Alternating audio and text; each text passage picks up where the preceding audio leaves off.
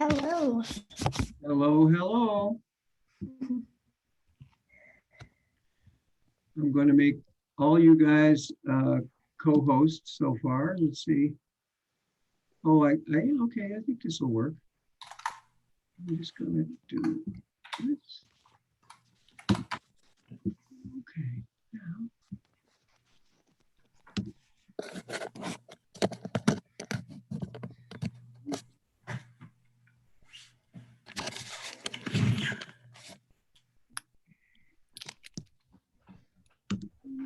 It's like having a mirror, isn't it, Morgan? Yeah. Hello. I was just like, I don't like my hair.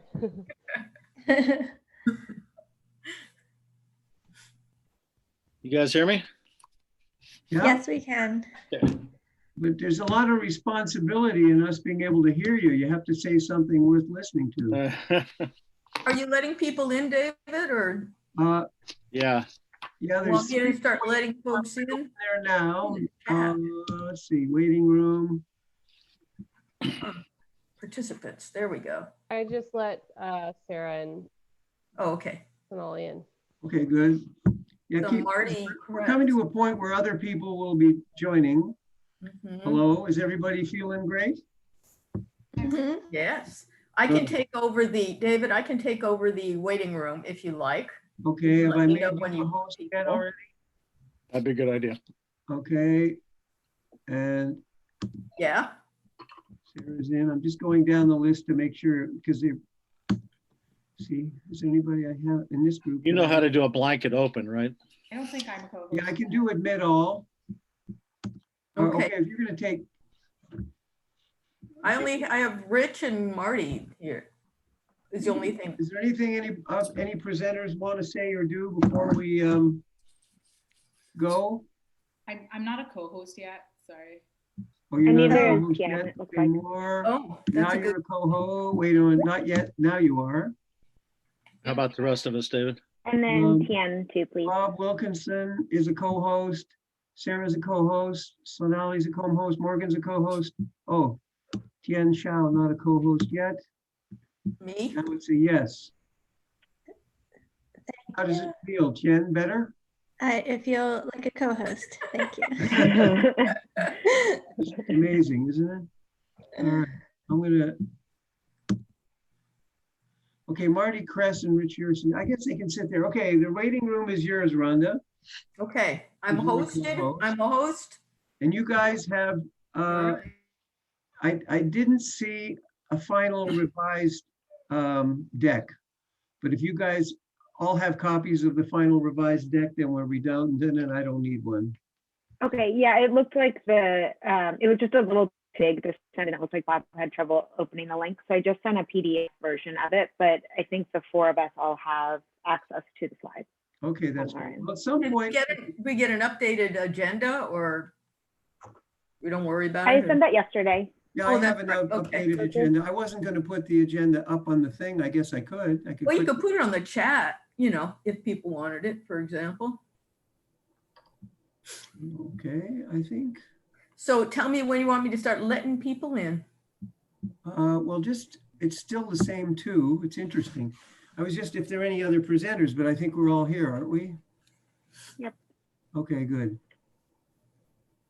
So I'd let them in at 3 o'clock. Okay. And I could go get that agenda and put that up. Hang on. Boom. I'm looking forward to this. Me too.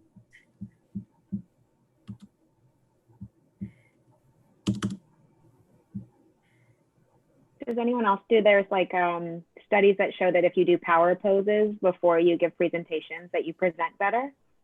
So whenever before I log on, I always do, like some sort of like, or like it's supposed to help. Very good. I actually, believe it or not, worked in television for a while in Minnesota regionally and then nationally in Korea. And part of what makes life a lot easier is the people are in TV or on a Zoom meeting are sitting by themselves or in groups of two. So you just talk to one or two people, look at the camera and talk to one person. It doesn't sound like you're making a speech to 40 or 50 or 60.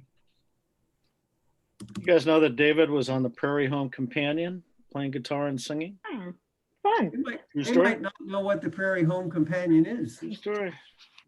It's been gone a while. It was a radio show that eventually went national, run by Garrison Keillor. Oh, I definitely Still know. in the, American Companion. it's still in people's sense of, you know, what am I trying to say? People know about it, I think, right? Mhm. Yeah. The public consciousness or something. That's it. Thank you, Sarah. Yeah. Uh-huh.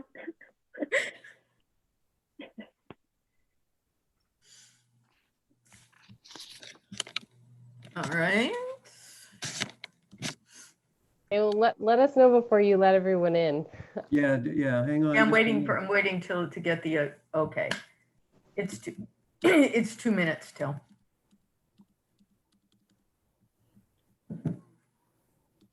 My Given the next-door number neighbor of literally people- just started. Oh, sorry, go ahead, Bob. There's 4 waiting right now, that's all. Given the number of people that signed up versus the 5 now we have waiting, we're going to probably want to wait a few minutes to actually get rolling. But if you do that admit all option down in other, you know how to do that, right? It's up, it shows that, yeah. Yeah, but that I mean- doesn't keep it open, or is that just the people that are there now? Yeah, if you go down to more, there's an option to just let everybody else in at that point. So once you do that, then you won't have to go through and click Yeah, every admit single one. all. That's not the that's the admit all, but there's still something else to do. I'm sorry. Look down at the bottom of the list there. Ah, click yeah, more, okay. Allow. And then mute scroll to the bottom of that. Enable waiting room. Yeah, there you go. Okay. And mute participants upon entry. You've already got that, David. All right. Yep. All right.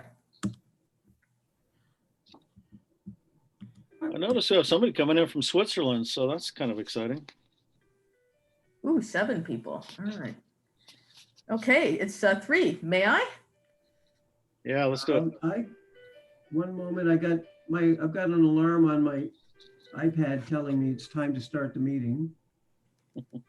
So Here they come. this is a new Woo. phenomenon for me. Oh, gone. Okay. Excellent. I guess the thing to do now is, yes, start the meeting. 16. Minus us. All right. Mhm.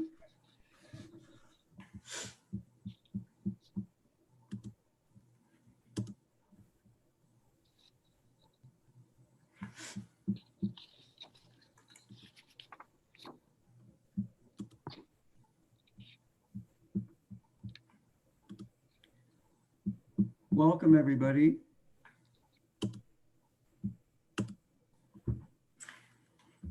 So I'm going to disappear.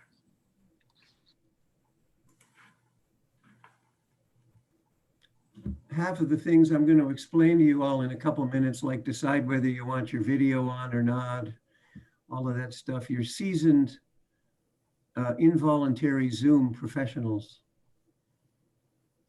drafted by the coronavirus into getting good at this.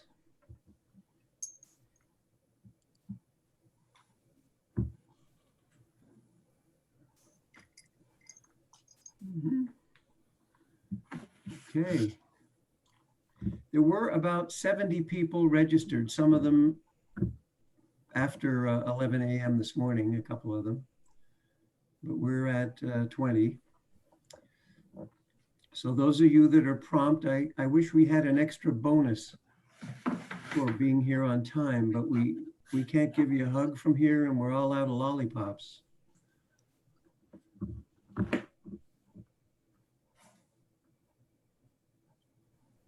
Okay.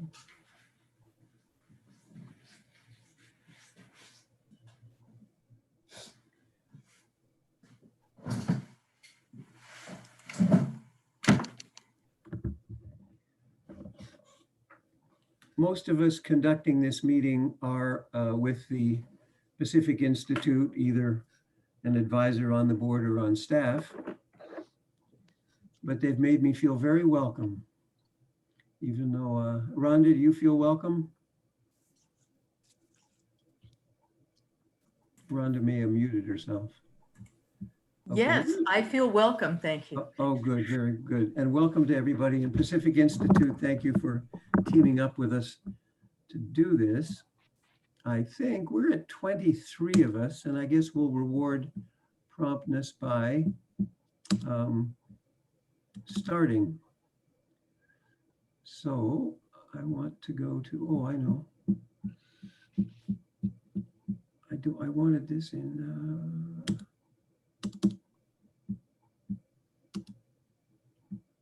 it's funny, this isn't, I wanted just the thing itself, like that, no? No, bottom right. The all bottom the way right down. is blocked. My bottom right control is blocked by a little pop-up.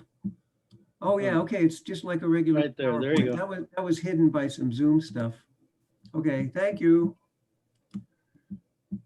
Okay.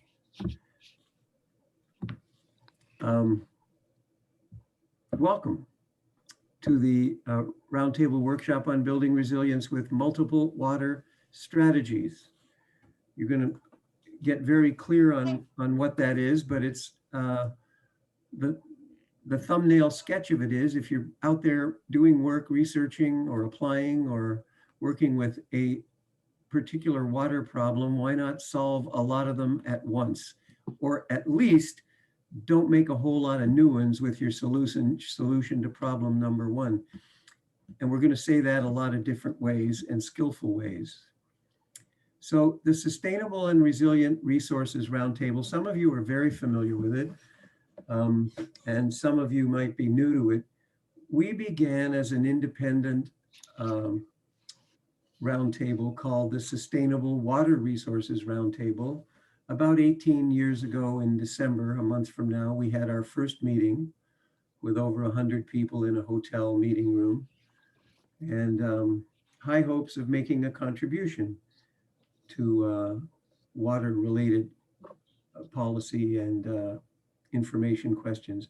And I think over 18 years we did. A couple of years ago, our organizational position at that point was a subgroup of an advisory committee to the federal government. We were part of the advisory committee on water information. And the current administration decided it didn't need so many advisory committees. So they instructed every agency to eliminate at least 1/3 of them. So we saw that the advisory committee on water information looked endangered. So we went into a huddle, and we came out of the huddle and called up ACWI and I said, what I'm about to say is supportive. It may not sound it at the beginning, but I'd like you to hear it that way. We think the future of ACWI is that you're going to be disbanded and told to cease operations. So we're hereby pulling out of ACWI. We're going to form a nonprofit, and then we can continue, but we can also provide cover to other subgroups. Can you hear that as support? And the person, a Fed who wasn't really allowed to answer, said, yes, I can. And we all lived happily ever after. We formed that nonprofit status. We've registered with the feds, and 6 or 7 months after applying for nonprofit charitable status, they sent our packet back and said, we don't deal by mail anymore, do it all over by online. So we did. So that's our current status. And we've been partnering with many organizations to bring information to people. You could see us as a vessel. Our main product is a space of sharing ideas and information. And that's what we're doing today virtually. Most of you know what to do in an online workshop, but here's just a little review. You decide whether you want your video on or off. You can decide whether you want to hide all non-video participants or not, in which case your screen will show only people and not black squares or little white chess pieces or just names. You're going to be muted except during breakouts only. Today we don't have any breakouts. Your the comments in the chat room, in the plenary chat room, will be saved. So when we do the proceedings, we will give two things. The proceedings that'll be available. One, we're going to use the video link and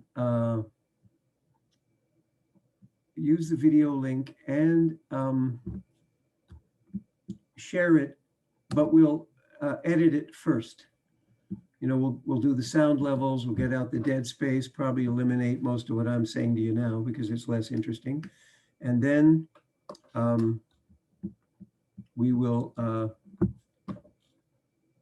make highlights, written highlights the old-fashioned way, a few pages, a page or two for each presentation with a couple of the PowerPoint images and the summary and some of the Q&A and discussion that we pick up on the chat to sort of emulate or imitate a live meeting. So I'd like to turn the meeting over now to Bob Wilkinson, my longtime friend and associate. We have been working together on the Water Roundtable for a very long time. And if Bob comes to me and says, I've got a great idea, there's this great group I think we should include in a workshop, I usually pay attention. And the Pacific Institute has participated in Water Roundtable meetings before. And some of you participated in the first SRRR. We dropped water and put Sustainable and Resilient Resources Roundtable to be more inclusive of other resources, which we'd always been, but we decided to make that our title. So why don't you take it away, Robert, introduce who you are and what you're up to, and then set us up for the central content of the workshop. And thanks to all the presenters that are here today to be part of this. And thanks to all of the participants that decided to be here. Okay, Robert, it's yours. Thanks, David. I'm not going to use any slides. I'll make a few comments to introduce Sarah and the Pacific Institute team, and then they will take the rest of the time and give us a briefing on the idea. There's one word missing on that open slide. It's actually multiple benefits water strategy. Oh, that's right. And that's key, because the whole idea here that we'll explore in the next couple hours is the concept of what is a multiple benefit strategy. How do we identify these benefits? How do we quantify them to the extent they can be quantified? How do we value them in economic terms where we can? And where we can't, how do we at least qualify those? So they'll give us a run through on some state-of-the-art work. If you haven't already, I strongly recommend you take a look at the reports on the Pacific Institute website. I think that URL is available in the material we sent out, but the easy direct way to get there is just pacinst.org, PACINST.org. And you'll find a lot of material there, and models for energy, water work, and the rest, all free. It's a tremendous asset. So I'd recommend going there and learning about it. When we look at investments in water systems and in other issues, but we're focusing on water specifically, there are often a range of additional costs and additional benefits attendant to some investment in a new dam or in a toilet retrofit program or a recycling facility or a stormwater strategy. Some of those other benefits include things like energy and emissions reductions, habitat impacts, pollution prevention, equity considerations in vulnerable communities and so forth. But how does one get arms around that kind of set of issues in a consistent way? And that's really the work that Sarah and the team is going to be talking about here as a mechanism to increase the bang for the buck that we get for water investments. It's my own view that this is going to become extremely important in the future, because it seems we're headed for some tight times in terms of government funding at the federal level, the state levels, local levels. It's already very much the case. So we really need to get the most out of our investments. And this is one approach, one method to getting more for the money that we're investing in resolving problems and meeting our needs. Sarah Duringer Dr. Sarah Duringer is an engineer by training, but she's really a systems thinker in practice. And a very thoughtful person when it comes to what does this really mean to people, especially folks in disadvantaged communities, and what are the equity considerations in these matters. So she's a perfect person to lead this effort. She's got a great team of folks. There are others as well at the Pacific Institute who've been contributing to this work, and they continue this work. And I would put in a plug if you're interested. There are two things. One is we're looking at doing a follow-up session this winter where we'll get into the actual application of multiple benefits policies and strategies for those that may be interested in federal agencies at the state level, at local levels. What are the tools? What are the approaches? Share success stories and so forth. So we see this as step one, and then there'll be a follow-up. The other is this work is ongoing with support from foundations, from the California Department of Water Resources. I think Sarah will give you the list. But I'd encourage anyone that might be interested in this and be in a position to help support this work to do so, to check in. And this is something I think that Sarah will be working on long-term as part of the set of issues that we're taking on. Sarah's going to introduce the rest of the presenters and take the show from here. So Sarah, I'll turn it over to you, and thank you all so much for being here and sharing your story. Great, thanks, Bob. Share my screen. Great, that's looking like a PowerPoint to everyone? Great. Well, thank you so much. And thank you, Bob and David, for the introductions. We're really excited to be here today. As Bob mentioned, there'll be 4 of us from the Pacific Institute talking about a couple of different pieces of work, all under kind of this program around multiple benefits, and thinking about what a multi-benefit approach would be for water management. I'm going to talk for the first, I think, about 30 minutes or so, and then I'll introduce the rest of the team, and they're each share some case studies as well of how we've put this work into action. And we'll be monitoring the chat throughout the time, so please feel free to put questions in there, and we'll make sure to have lots of time for discussion and questions and comments. With that, I'll jump in. So first, for those who may not be familiar with the Pacific Institute, we're a nonprofit research institute. We're based in Oakland, but work throughout the world on kind of all things water. And really, we've now focused on 3 big pieces of work, one around vulnerable communities and ensuring water access for everyone, safe, clean, and affordable.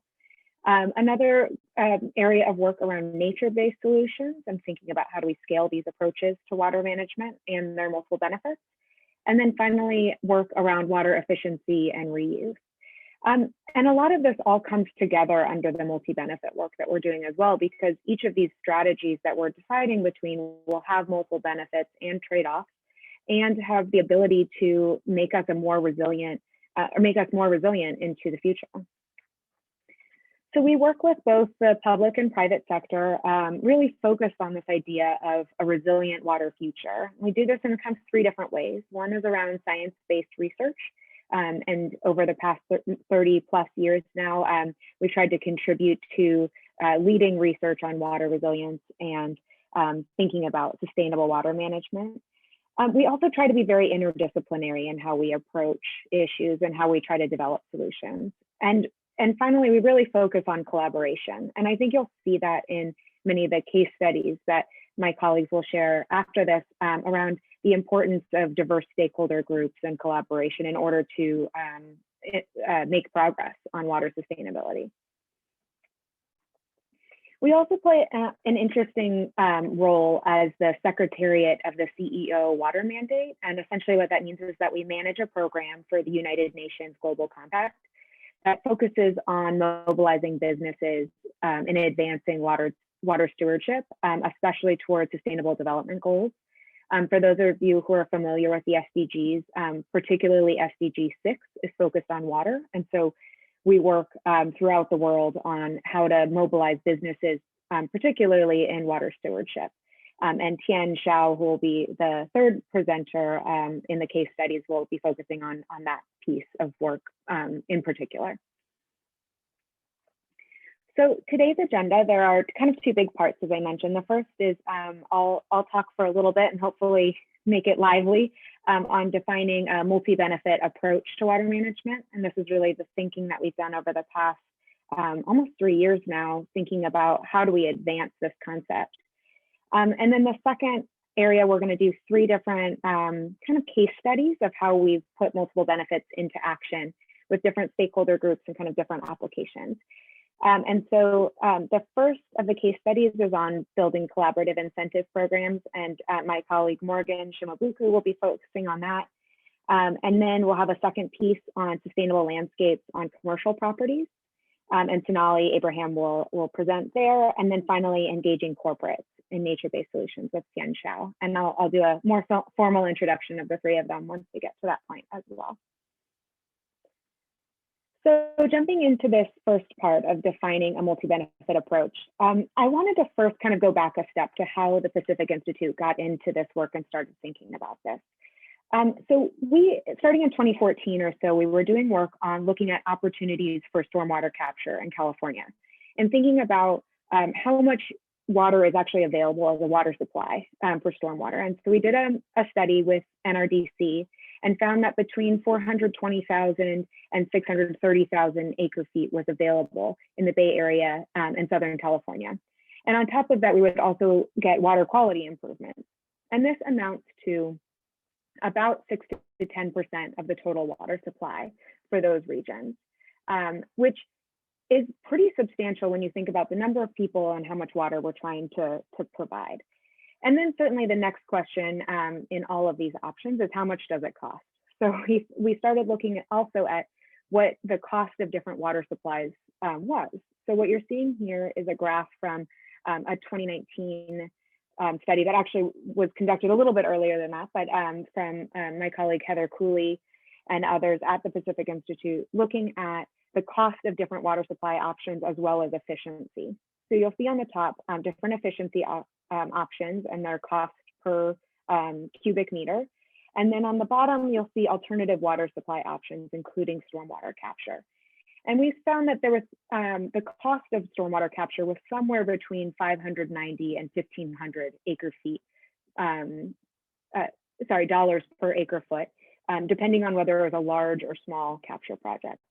And this is similar to some work that was done by Peroni and Road in 2016, looking at managed aquifer recharge, which is sort of a subset of this stormwater capture with similar ranges in acre feet.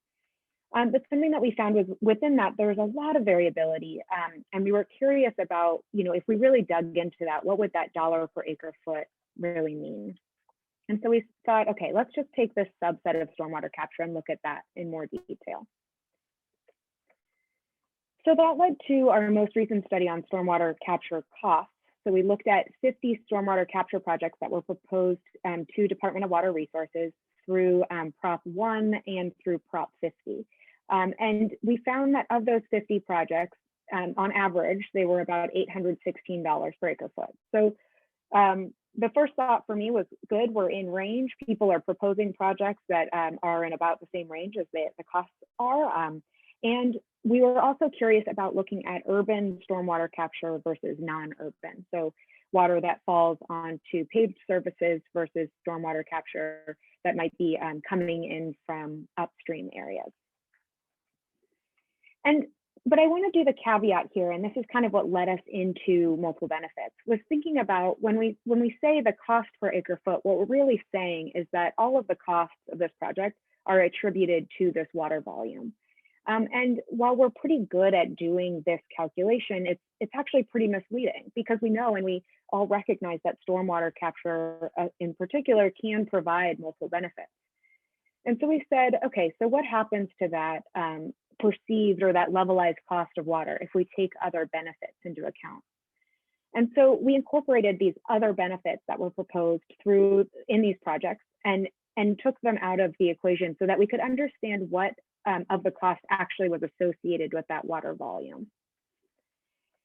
And what we found was that many of the projects had huge co-benefits beyond water supply. And so what you're seeing here is a map of the proposed urban stormwater projects, especially focused in on sort of the Southern California ones, and the total benefits that were put into proposals for each of these projects. The size of the circle is the total benefits, and then the color is the benefit category. So we see that many of them, of course, have big water supply benefits.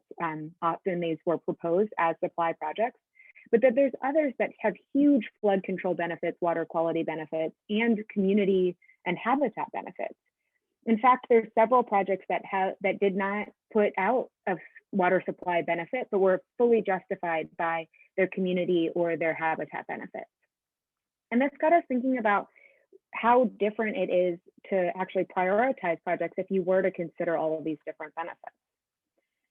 And so when we systematically include these benefits, we actually can provide a more accurate cost benefit analysis, and it changes the way that we perceive the value of these projects. So what I'm showing here is the change in levelized cost of these different projects if we include those co-benefits in them. So in the white box and whisker, you see the water supply alone and the perceived levelized cost. And then in the darker gray, you'll see what happens if you include the multiple benefits. And you see that on average, these projects decrease in levelized cost dramatically, and in some cases are actually negative cost, which essentially means that all of the other benefits are paying for the project, and that the water supply is sort of a bonus on there because these benefits are already justifying this investment. And so as we were doing this, we were excited about this idea of multiple benefits and kind of updating the way that we do cost benefit analysis, but we ran into a couple of challenges. One of them was that the proposals and the applications we were looking at quantified only a limited number of co-benefits. So I believe by requirement, they had to put at least one, but some put one, some put three. It really depended on the proposal. And that different methods were used throughout the proposal. So it made it really challenging for us actually to fairly compare these projects one to another and weigh the benefits and the costs of those. So that led us to really what is the major portion of this work that I want to focus on, which is defining what is a multi-benefit approach to water management. How do we do this process in a systematic way that lets us actually evaluate the pros and cons of these different projects and then compare them and prioritize? And we first started by building a big team, and we wanted to make sure that we had a pretty big tent underneath this idea of multi-benefit, because it really relies on getting all of these stakeholders to kind of agree and figure out what is a good way and a good path forward. And so this was primarily led by a collaboration between Pacific Institute and UC Santa Barbara with Bob Wilkinson. And then we also brought in a large number of different funders trying to focus on a diverse funding source from public and private as well as foundations. And then on top of that, the applications that we'll share are meant to be with different stakeholder groups so that we're getting input and sort of updating over time and make sure that it's meeting everyone's needs. And then we've also had a large advisory group over the past several years, and I've put up the agencies and organizations that have been involved with that. And what we tried to do through this was meet quarterly and try to get a lot of input on what are the needs for us to be able to actually look at the co-benefits and the trade-offs of water management and how to actually evaluate those. And so you'll see the big list of folks here, and I know several of you on the call actually have been on our advisory group, and we're really appreciative to this group of folks. So digging in, what is a multi-benefit approach? When we first started on this, we started thinking about, we need an approach that is inclusive for a broad range of strategies. So that way you could compare something like a water reuse project with a conservation and efficiency project. But we also wanted it to be very modular for different decision-making processes. We know that people and agencies and decision makers are all entering into this question from different places. And so we wanted to make a framework that would be able to do that for different people, but kind of keep us in a little bit more consistency. And then finally, we wanted to make sure that whatever we came up with really centered equity and stakeholder engagement. A lot of what we found in this work is just the importance of engaging with stakeholders, whether they're community members or other agencies, city departments, with business, but making sure that everyone who is impacted both positively and negatively is at the table to discuss these different benefits and figure out the project options. And so through this work, we've kind of have 4 different areas that we've worked on. One is on sort of the pure research side, the stormwater capture work that we did, for example, we published that in an academic journal. But we also wanted to make sure we have practical guidance, that water managers are able to take, sort of a step-by-step process and figure out what multiple benefits means in their own work. And then provide the resources and tools that are necessary for getting that to happen. So one of the resources that we've put together is a resource library for multiple benefits. And it has, as you can see, 247 resources as of yesterday. And the idea is that you could go in and say, oh, well, I'm interested in a distributed stormwater capture project and what kind of benefits I could get for people or community. And you can search through the literature of what might be available there. And then finally, we've been putting together test cases and applications of this approach to show what the power of being able to do this is. Not only for being able to just look at multiple benefits and costs, but also how you can build collaboration through those different projects or approaches. So I'm going to dig in a bit on this slide, which is about our multi-benefit framework. We developed, as I mentioned, sort of the idea was to be pretty modular and adaptable, but we wanted to put together kind of a general framework for how to think through multiple benefits and trade-offs and how to actually incorporate that into your decision making. So there's 4 steps to this project, or to this framework, excuse me. The first is around envisioning the project or the program, really thinking about what is it that you're trying to achieve through this. One of the examples we've talked about a lot is if you go into a water supply project saying, I need more water supply, that's a very different vision than saying I need to meet demand, which could then include some conservation and efficiency. And so we really want folks to think very broadly at the beginning about what is it that you're trying to achieve through the project or the program? What do you want your investment to result in? The second step is around identifying the benefits and the trade-offs. So both the positive and the negative impacts of the projects or programs that you're proposing. And again, thinking really broadly about what are all of the different ways that this will impact the environment, impact people, what does it mean for your energy use or your carbon, what does it mean for resilience? And the important thing in this step in particular is to not worry about how to quantify those benefits and trade-offs yet, but to really think broadly about what you can achieve through identifying these benefits. And through really putting these projects in place.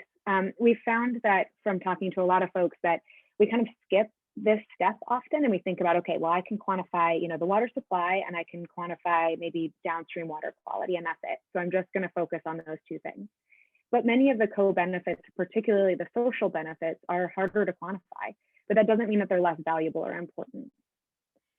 The third step in the framework is then around characterizing the benefits and the trade-offs. This is getting into that nitty-gritty of how do we put an indicator or a metric onto what we're trying to quantify and what are the real either models or tools that I can use to actually quantify what the benefits or the trade-offs are and put a number on it. And then finally, the last step is around informing decision making. This one is in some ways about how do we communicate to decision makers all of these different options and what will result from them. We find often that in particular, something like a triple bottom line, it may work for some decision makers, but it may not work for everyone. And so you really need to know your decision makers and the process in order to tailor that information in a way that's digestible to them. And the example that particularly Morgan is going to walk through really goes through these 4 steps in more detail to show how this can help you to think through those benefits, how you characterize them, and then how you actually can make better decisions based on that. So as we were doing this work, kind of going back to what Bob said at the beginning, one of the reasons we entered into this was really about how do we make a more objective case for comparing for different water options? How do we actually compare these options and figure out what to prioritize? We found that there's a couple of other major outcomes of looking at multiple benefits beyond just this question of comparing options. The second is really about optimizing our investments. Time, money, and resources, we know that they're all limited. And so how do we make sure that we're achieving everything we need to, not only in the water sector, but in our communities and for the environment as well? We also see this as a way of identifying opportunities to share costs. And so one of the examples that we'll walk through is around how do you build partnerships using multiple benefits as a jumping off point.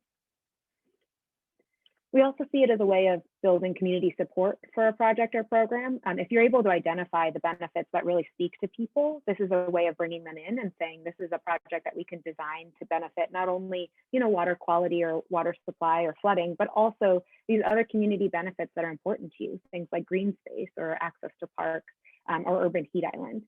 And that can really change the picture for folks that are interested in, why are we investing in this and how do I make sure that people really want these projects. And then finally, we see it as a way of increasing the equity of our investments and really looking at and mitigating some adverse impacts. One of the questions that the advisory group grappled on with us was around what are these trade-offs? How do we define the negative impacts? It's not just all rose-colored glasses of multiple benefits, being great for everyone all the time. But really the question we had to grapple with was, what does it mean to identify a trade-off, and then what do you do with that in an equitable way? And we see this strategy as being a more conscious approach to figuring out how do we make sure we're mitigating adverse impacts and making sure that we're not having some unintended consequences. So kind of circling back to stormwater, really what we started this whole question on was how do we compare projects and how do we figure out the real value of stormwater? And we found that from that work that stormwater capture was already economically feasible. It's one of the cheaper of the new water supply options, but it still is a challenge to prioritize projects that will yield the greatest benefits. And so we really found that incorporating multiple benefits in a more systematic way can provide an opportunity for us to compare these projects and do even more with that. So with that, I'm going to share a couple of the resources we've put together. As Bob mentioned, everything is on the PAC-INST website, and if you have any trouble finding it, we're more than happy to direct you to places. So most recently, we put together a guidebook for water managers on how to incorporate multiple benefits into water projects. And that outlines the 4 steps that I walked through. And it also includes 15 kind of do's and don'ts of a multi-benefit approach and some practical guidance in there. And then we've also been working on a series of case studies. Some of them are really directly linked to that guide, so going through the 4 steps, and some of them are a little bit broader, but I think all of them are useful in describing what you can achieve with a multi-benefit approach that maybe is more challenging if you're thinking only about cost per acre foot or something like that. And then finally, the multi-benefit resource library that I mentioned is also on our website. And with that, maybe we can stop here for a little bit and do some questions if folks have any questions or comments on this first piece. That was great, Sarah. Thank you very much. And you're actually a couple minutes ahead of schedule, so this is perfect. Oh, great. David, how are we going to handle questions? Are they coming in through chat, or I'll leave that to you? Yes, they're coming in through chat, and I haven't seen any so far. You can click on chat, you'll see the agenda for today's meeting and a couple of web links. But if somebody would like to ask a question or two to Sarah right now, you can put it in the chat room. And Rhonda or I. Okay, I see one comment from Carol Looks like from Carol. Steinfeld. I'd like to hear more about implementation models. Carol, I think you're asking about doing some of the applications, and that's absolutely what we'll do right after this is kind of what those approaches look like.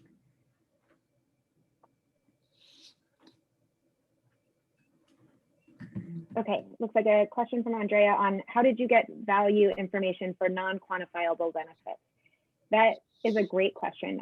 So it is certainly a challenge, and I'm not going to try to pretend that it's not a challenge to figure out how to quantify, particularly sort of the social benefits or those like very far-reaching, long, like things that will happen long in the future. So for the stormwater piece, at least, those ones were all within the proposals that people justified their own methods, and we did look through them and felt pretty confident in the methods they were using. But a lot of what we've tried to do is both identify the benefits and then work with stakeholders to figure out which indicators and metrics are most appropriate for that project. So there's likely not a single metric that will be perfect for everyone, for every project. So for example, some of the community benefits of green stormwater infrastructure, a lot of folks rely on quantifying the change in property value, but that metric often doesn't work in communities where there's a lot of renters, for example. And so it's important to think about where those projects are going in and figuring out the appropriate metrics. But there is a surprising wealth of knowledge out there on how to quantify social benefits. And it often doesn't rely a little bit more on engagement with community members than, for example, like figuring out, the water supply benefit of a stormwater project. From Jessica, do you have a sense of how to best get this information to decision makers? Are they open to it, or have there been challenges? That's a great question. And I'd be curious to hear Bob's thoughts on this as well, on getting to decision makers. It really seems like it depends on who the decision maker is. And we've found, at least through these applications, that bringing the decision maker in early is really important, and trying to understand what their interests and needs and wants are is important for this approach. So it's not just at the end kind of handing a packet of like, here's all the benefits of this project and like, do what you want with it, but rather thinking really consciously at the beginning of what does the decision-making process look like and how do you engage them. So for example, one of the projects that Sonali is going to talk about has been on engaging with commercial spaces. And that one I think has been particularly interesting, thinking about business owners and property managers as the decision makers and what kinds of benefits will really resonate with them. So it may not be, the sort of traditional, water supply or flooding benefits, but really sometimes it's the carbon footprint or it's the worker satisfaction benefits that end up really speaking to them. So I'd say the biggest piece is just being conscious of who your decision makers are from the beginning and really trying to understand what is important to them. I'll jump in, and maybe I can pick up John Wells's question too that just popped up that kind of carries on this. Right now, about 90% of the investment in water systems around the country is coming from the local level. The federal government provides the least, and the states are next, but it's very low. So the vast majority of investment is local level. So one of the answers to the question is that many who are on the front line in water agencies and wastewater authorities and cities and so forth have to justify investments based on cost benefit analysis. And part of the I think growing interest in better understanding what are the implications of an investment, what are those multiple benefits or multiple costs. Sometimes we spend money and then guess what, there's more to be spent because it takes more to pump and so forth. So being able to accurately compare those things, even though to John's question, it may not be mandated, but the voters are asking hard questions in those hearings where people are voting for water rate increases and so forth. And so it seems to me that's a big part of the equation, is just a tool that provides people with a better sense of total value of a measure, including those multiple benefits versus one option versus another, and compared in some consistent fashion. And that's really what the desire is here, is to develop that tool. I could see a mandate coming down. We have mandates to look at environmental impacts, for example, at both federal and state levels. We could down the road, I think, have mandates to say, thou shalt look carefully at these parameters to make better decisions. But at this point, I think it's voluntary, and it's because people are interested.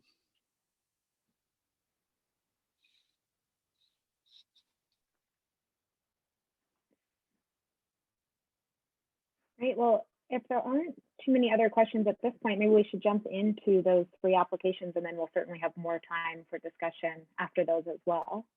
I think with that, then I'll introduce our next 3 speakers. First is Morgan Shimabuku, who's she's a research associate at the Pacific Institute. And Morgan has a lot of experience with both residential and commercial water rebates and incentives, and as well as work on equitable access to water and sanitation in the US. She received a Bachelor's of Arts in Environmental Studies and Geology from Whitman College and a Master's from the Department of Geography at University of Colorado Boulder.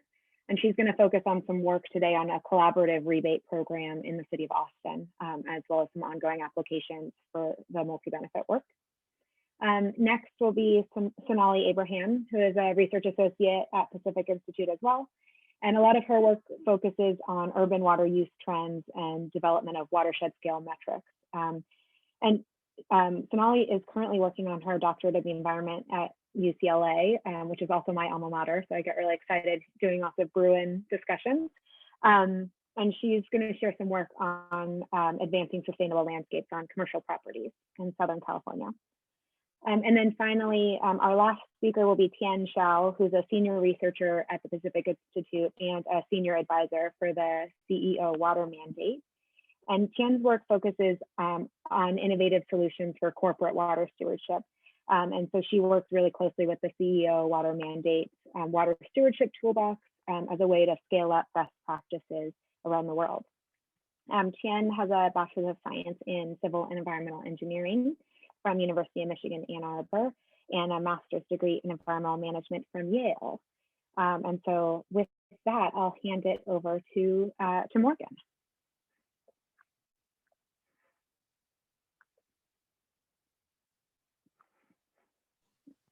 Oh, all right. See if I can get my screen sharing go. First, I'm gonna.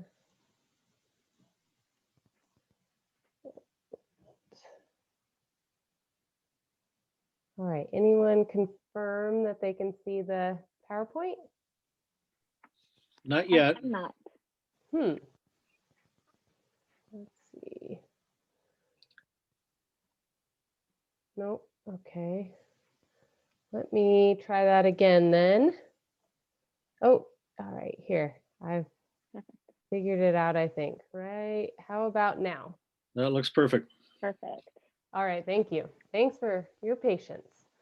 So thank you, Sarah, for your introduction. And thanks everyone for joining this conversation today. So I'll be speaking about stacking incentive programs to help encourage multiple benefits and multiple benefit projects. We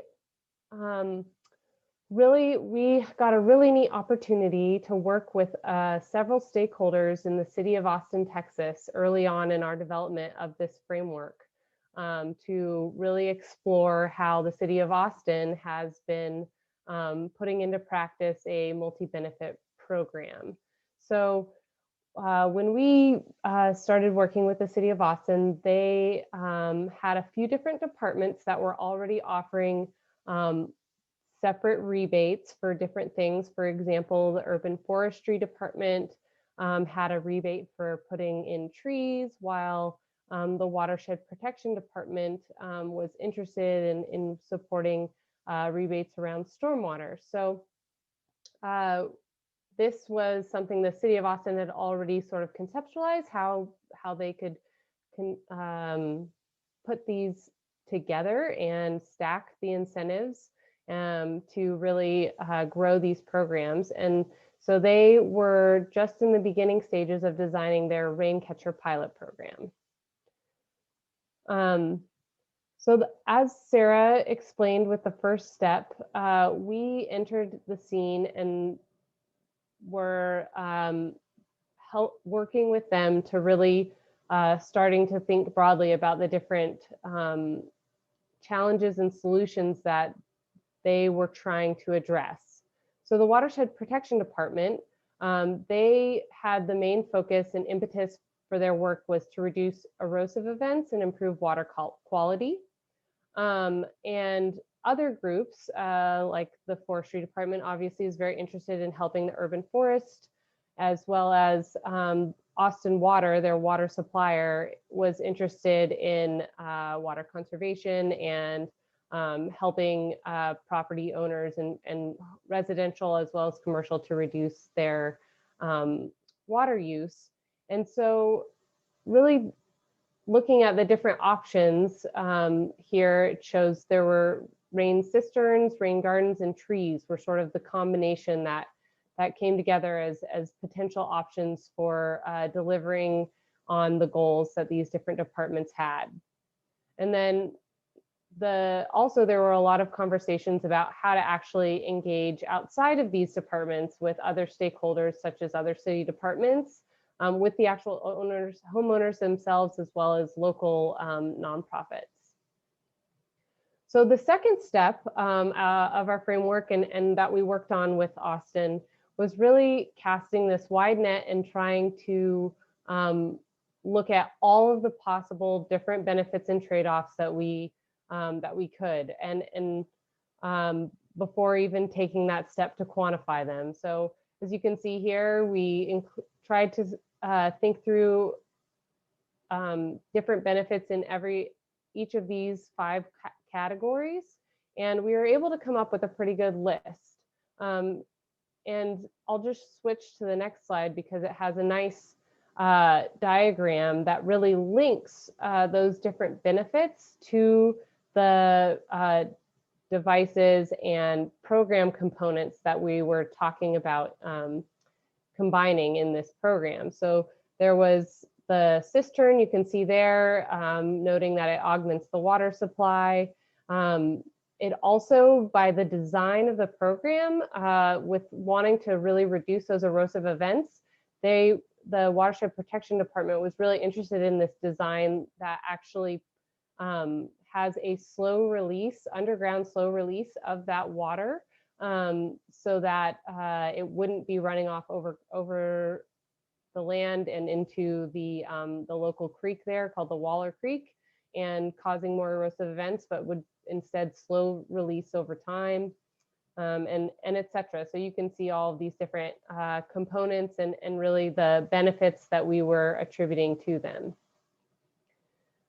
The next step, or no, this is actually not the next step. So this is actually in addition, with just thinking broadly about the different benefits, we also worked with the city to think through actually who the benefits or who the beneficiaries would be of these different benefits. At the top there, you can see a benefit we identified would be minimizing erosive events, and that's interested stakeholder in that benefit would be the Watershed Protection Department, WPD. The second, reducing nuisance flooding on site. So both the Watershed Protection Department and residents would be interested in this. And really this list, what we found that it helped to do is cast a wider net of actually who could be engaged, and help to initiate some conversations with other departments and other groups across the city. And then another helpful thing of having a list of where you connect the benefits to the beneficiaries is for thinking beyond and for how you could potentially scale this program. So in Austin, this program, it's a pilot program and it's operating in one part of a watershed in the city. But if they hope to scale it to other watersheds or other parts of this watershed, they'll probably need to find other partners, or at least I think they would hope to find other partners. And so this is a step towards being able to really think through that scaling and who to go to next, and possibly if you really wanted to bring in, for example, the energy department, Austin Energy, or someone like that, then you would want to particularly focus in the next step on quantifying the benefits to that particular beneficiary. So in that vein, the third step being evaluating the key benefits and trade-offs. We identified with these groups a whole list of different benefits that actually could be quantified in this Austin context. Here it says, don't let perfect be the enemy of the good. So again, there was a question about how to find actual quantification and use these numbers in a cost-benefit analysis. We really like to promote the idea of not throwing something off the table just because you can't put a dollar value on it. Of course, it's going to come down to what your decision makers need to make that decision. So if they absolutely need a dollar value or they won't consider it, then perhaps it is off the table for at least the time being. But in Austin, just having quantification of, for example, the reduced urban heat island effect, not in a dollar value, but in CO2s or an energy use, that was enough of useful information that it was worth tracking and worth quantifying. So this slide is just showing that sort of one example of that tracking and how we were choosing metrics for evaluation. So here, as shown in the example, thinking through the energy saved from that water captured in the cistern that could then be used to irrigate or provide water for the landscape. That could reduce energy in the extraction and conveyance process, treatment process, and distribution process for the water supply system. And while on a site level, it didn't add up to be a huge number, if you can extrapolate that and work to build this program and scale it at the size of scale as such as the entire city of Austin or within an entire watershed, it could have rather large benefits. And we were helped in this analysis in particular with a master's team from UC Santa Barbara. So the final step in this process was really that informing decisions and the decision makers.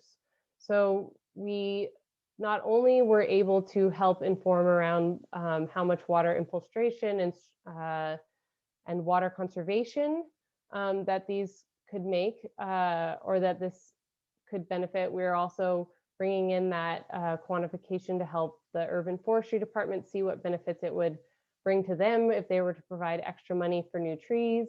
And then we also, like I showed you, were really able to show the reduced urban heat island effect from those potential trees and the reduced energy use for air conditioning and other things like that. So it was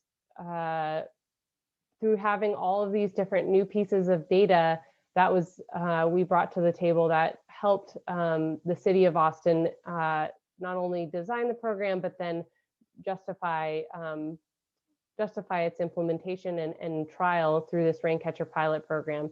Also, a lot of these parts of information helped the city itself communicate the benefits to the residents. So when they'd go to people's properties and or do some outreach to try to drum up support and engagement with this program, the residents who are decision makers in this process as well, they have a say whether yes or no they participate. Having these benefits quantified and or at least identified really could help and did help with engagement of that group as well. So this is my last slide, and I was just also wanted to highlight this potential opportunity that we really noted in Austin. So it turns out that the city of Austin's approach to really stacking these rebate programs is quite unique. Our ongoing work in this space has been to explore across the United States other locations that are doing this, and there are some. For example, there's some places where water conservation and energy conservation are being stacked and incentivized together. And other examples where stormwater and other groups are working together. But it isn't being done in very many places as far as we can tell. And we think there's a real potential here as this being one of the mechanisms to really help bring about multiple benefits and enhance water management, especially when you're thinking about rebate and incentive dollars at the city and the local scale, where they really do have a limited dollar amount to incentivize these on private property. So if you can get multiple departments or even multiple agencies at the local level stacking those rebates, it might be able to make everybody's dollar go a lot further.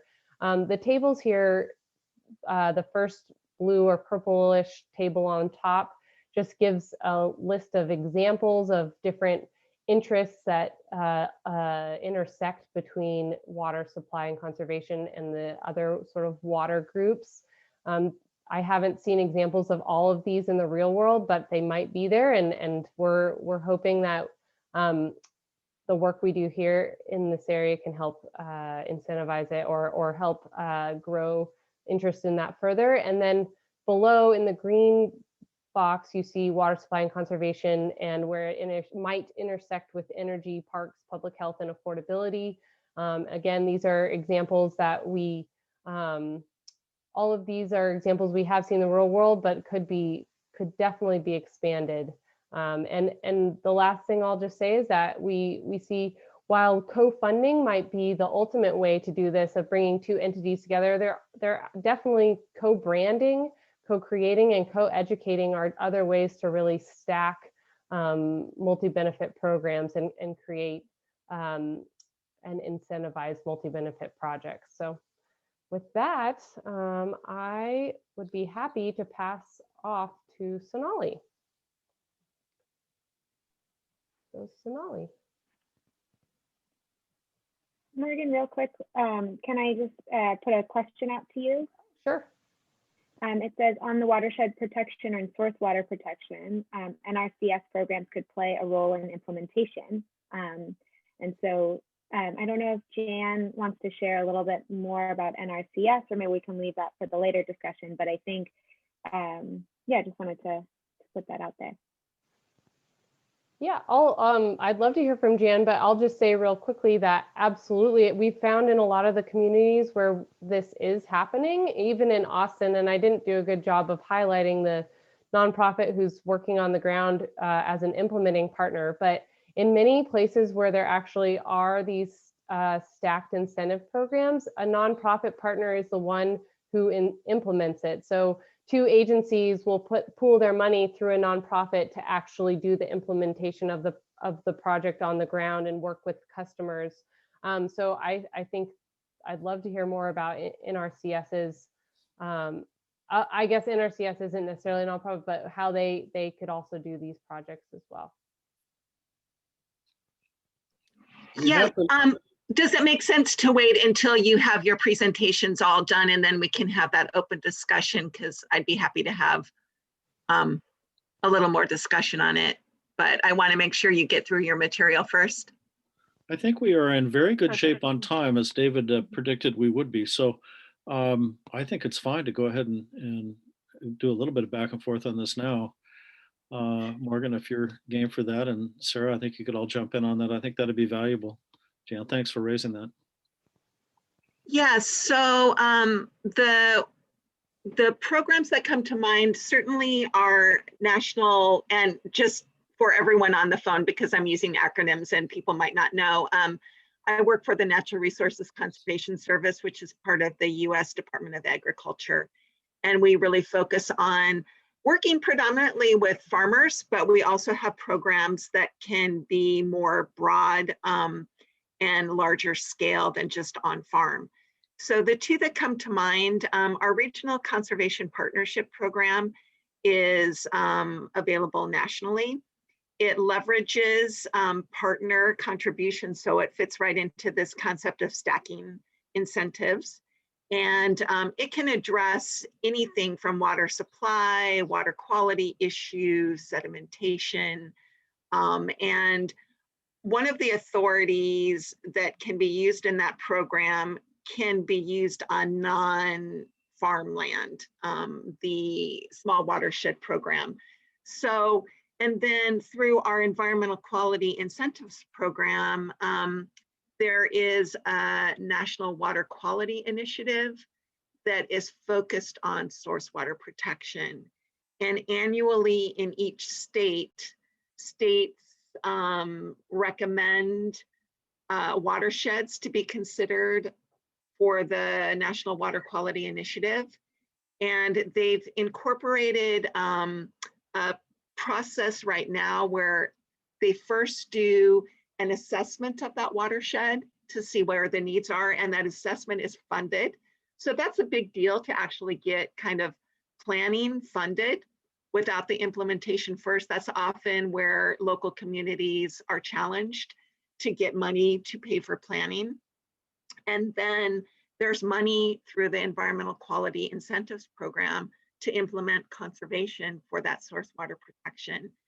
And so it's available nationally, including Austin and California and everywhere where you're working. So just, you know, later on, I'll put in the chat my contact information. I work on the science side of the house, but I have colleagues who work on this program delivery side. So I have a general knowledge of it, but I can put folks in touch with the programs people, both nationally, and then every state has their local NRCS office and state office that has people who, you know, are ultimately the direct conduit to access to our programs. But I'll put my contact information, and then we could follow up later if you'd like.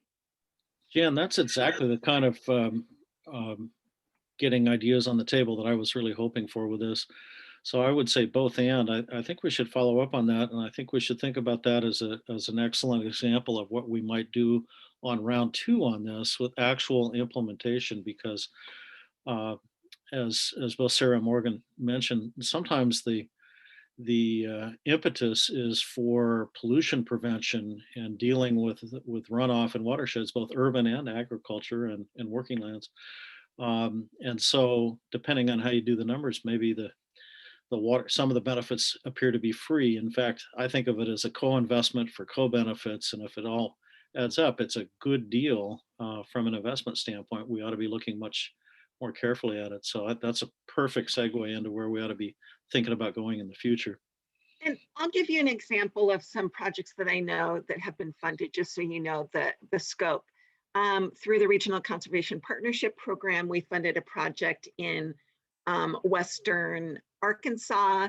The city water supply, I believe it was for the city of Fayetteville, had a huge sedimentation problem that was costing them a lot of money to deal with, both the sediment and the nutrients attached to that sediment. So through the Regional Conservation Partnership Program, they looked upstream and went like, where is the source of this sediment coming from? And it was actually not from predominantly agricultural runoff, but it was from stream bank erosion. So through that project, they're working on restoring the stream banks and making sure that that sediment loading is not entering their public water supply. And the city itself saw the benefit. It was like it costs so much money to deal with that sediment at the water treatment place rather than upstream. So they were willing to kick in some money towards this regional conservation partnership project. And our CES was willing to contribute money. And they, again, that was an on-farm. Our small watershed protection program can do that kind of work.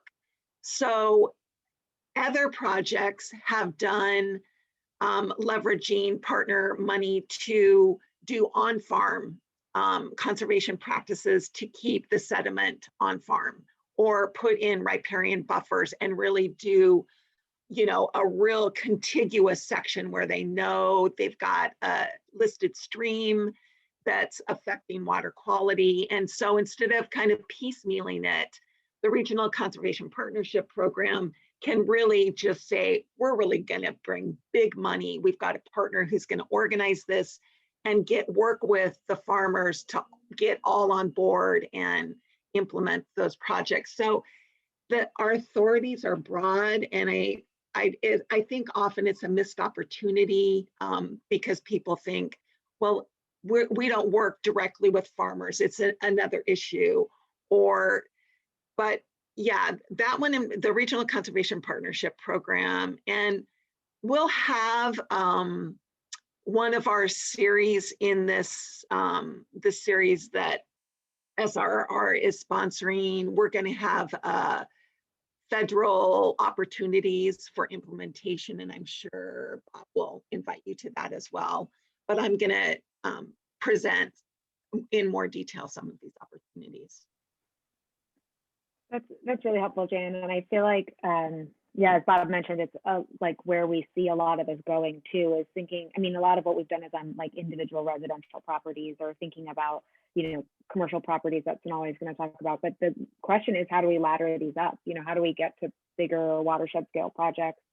And I think some of what this comes back to is that question of project visioning. And what you're saying is, you know, if we think broader about what we want to actually achieve and can vision that project bigger, then we can start thinking about agricultural land, or how do we engage with people who want to do stream bank erosion, or any of those, you know, kind of different pieces all together, rather than like staying so narrowly focused on like, this is the one benefit I need to get in this location.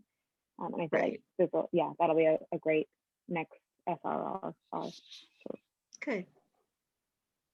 Why don't we go ahead with Sonali so we don't run into a time crunch, but I think we're going to have time at the end to pick this up, and maybe one topic for us will be some next steps and ideas, and that's certainly one that's on my list. Sure. Sonali, you want to tee up your I will share screen?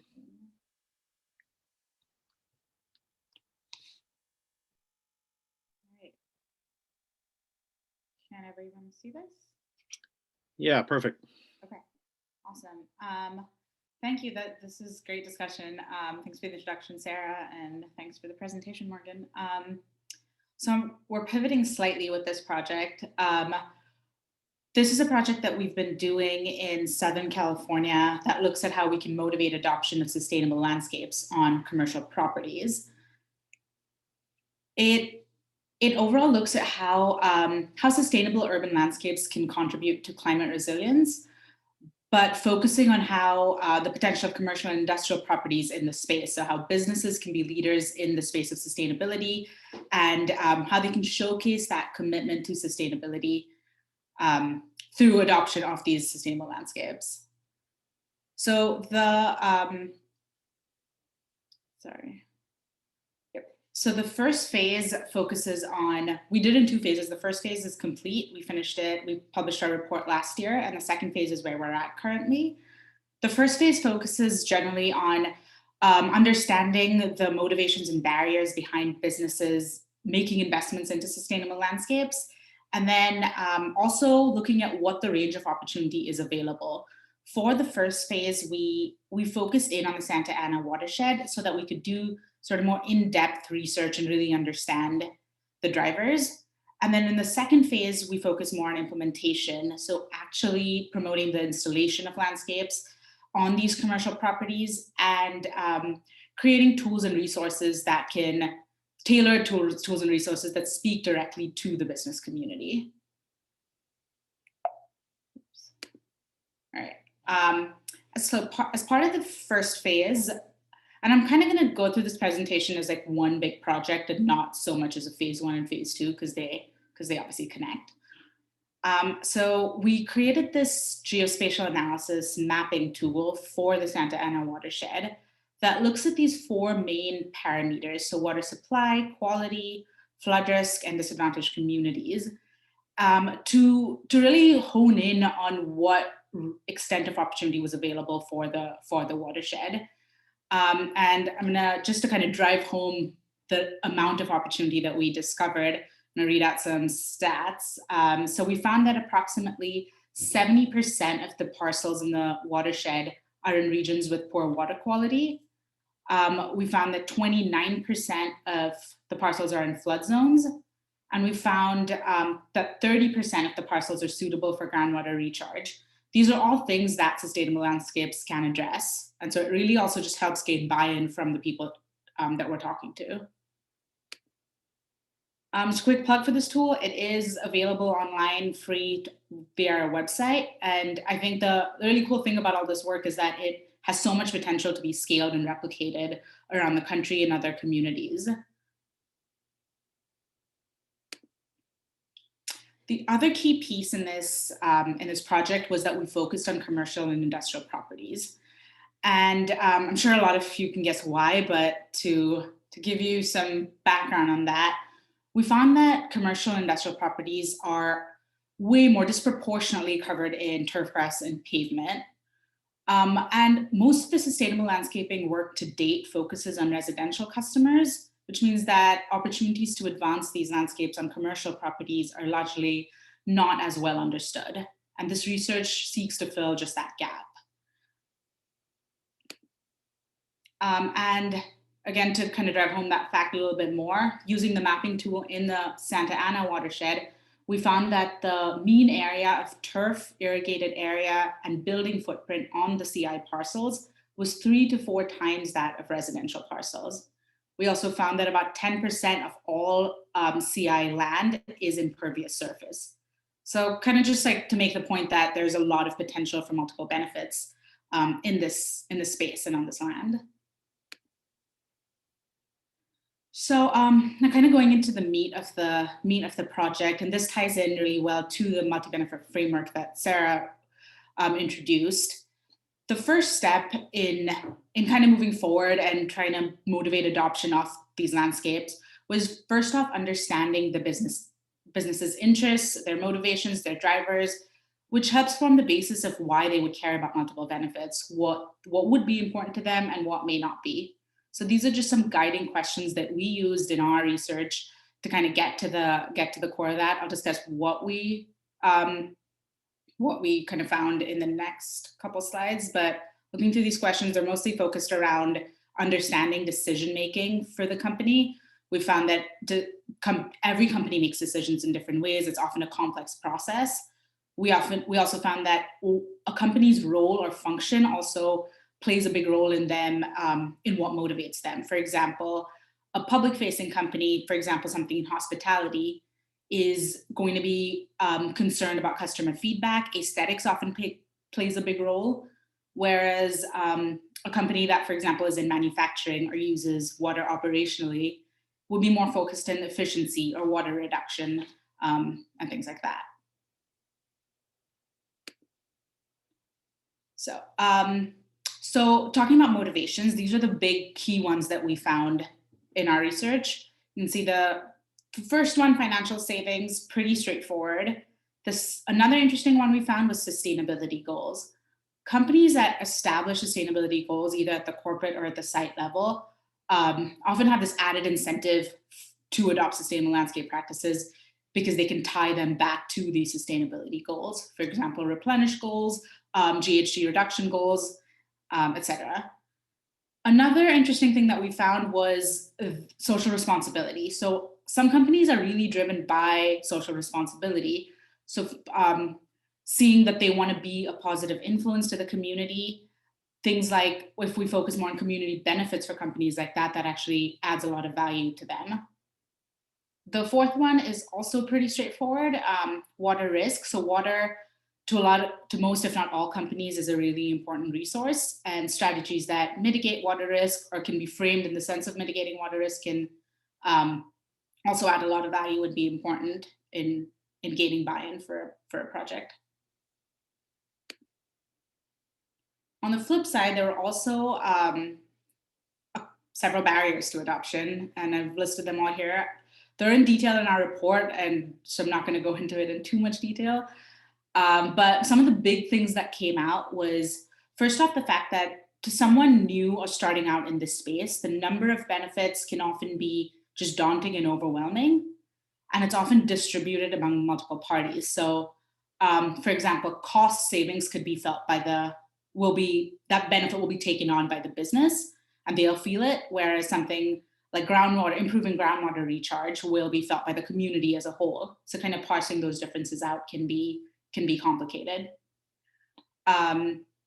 Then I talked about the decision-making processes that can also be a kind of difficult space to navigate, and figuring out how a sustainability project kind of moves up the ranks.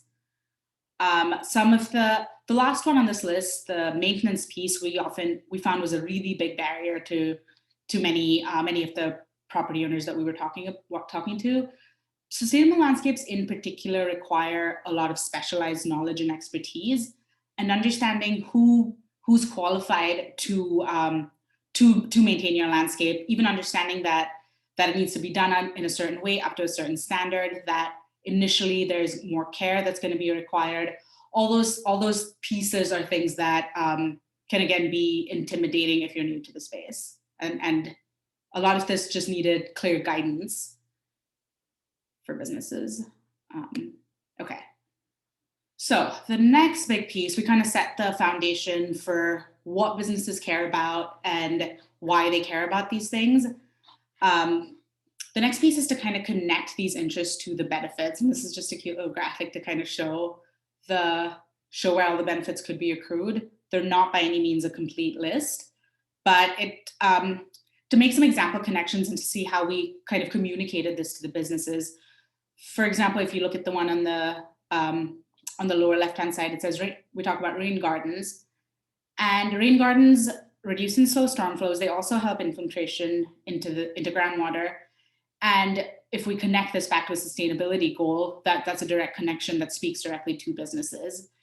We also heard a need for sort of green spaces that then increase employee satisfaction, well-being, and overall a better atmosphere in the company. And then we kind of talked about the difficulty in quantifying those things, but we still saw that there was interest in looking at those benefits and being able to take that into account. In addition to connecting benefits and understanding motivations and concerns, another really critical piece is fostering effective relationships and having sort of stakeholder engagement throughout the process. For us in this case, one of the big stakeholders per se are the water agencies. And the business community and the water agencies often have not really great established relationships, mostly because it's difficult to maintain these relationships. We saw a lot of eagerness for these relationships to happen, but sort of difficulty in understanding how to make it effective. And a really key thing here would be in embarking on this process is to provide avenues to build those relationships and ultimately come to a shared understanding. We mostly found that everyone wants the same thing and is trying to get to a shared goal, but we're all speaking slightly different languages. The last but not least piece in this puzzle is there's a huge need we saw for really tailored materials that speak to your audience. And in our case, it was the business community. That little thumbnail there is a resource that we put out this year. That's a guidebook for commercial and industrial site managers. And it kind of walks them through the process of right when they think about considering a sustainable landscape, right up to the point of installation. We saw that using languages and examples that speak directly to businesses that resonate with that community is really important. We also found that there's a need for case studies. So for businesses to be able to point to proven examples that show the added value of a sustainable landscape and all the benefits that can be considered. Guidance around calculating project ROI for sustainability projects. And in general, which Sarah and Morgan talked about as well, quantification of benefits. Everyone wants a number to be able to put to a benefit, and we know that there are many challenges to this, but there's a clear need and value add once we can all start getting working on that. And I think this is my last slide. Our next steps is to do exactly what I just talked about. We're going to keep working with businesses. We're planning on working with an actual business to install a sustainable landscape and document that process. Hopefully create case studies that can create the resources that we're seeing a need for, as well as work on the quantification aspect as well. I encourage you to check out the 2 reports we've put out already, and I look forward to the discussion and any questions. Thank you. Nicely done, Sonali. Thank you. Maybe we could take a question or two, and in the process, maybe Tian can go ahead and work on teeing up the next round. Questions? Sure, There was some sure, chat here.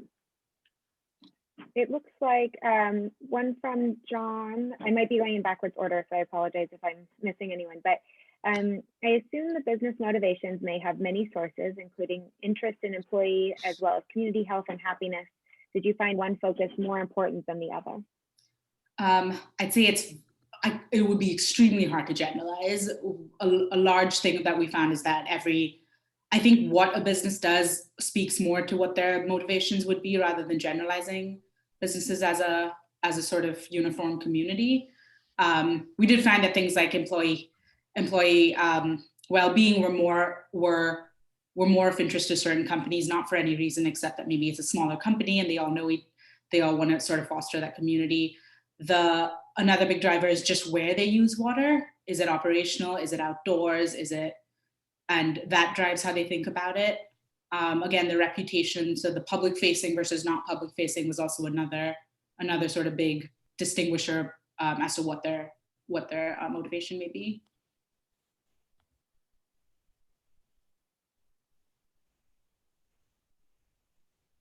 Great, and it looks like a comment as well from Alexandra. We've also been finding that companies that have pressure from investors to meet ESG ratings are more likely to buy into all sustainability, including landscape and water saving solutions. Yeah, that's really interesting, and yeah, that makes a lot of sense. I think pressure from external factors is always a good thing if they're pushing in the right direction.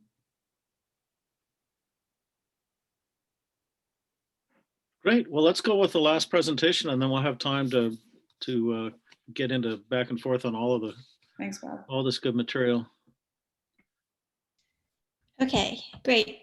Thanks. Can you hear me? Yep. Yep. All right. Well, thanks so much for inviting us. And this is the last presentation, and we'll get into some discussion. So for my presentation, I will talk about nature-based solutions because it does build resilience against climate change through multiple benefits. And I'll specifically present an approach that we're working with companies on to identify and account for carbon and water benefits in order to incentivize investments in nature-based solutions. So this builds on Sonali's work talking about motivations with corporates. So there's some there, and then also builds on the previous presentations around the multi-benefit approach as well.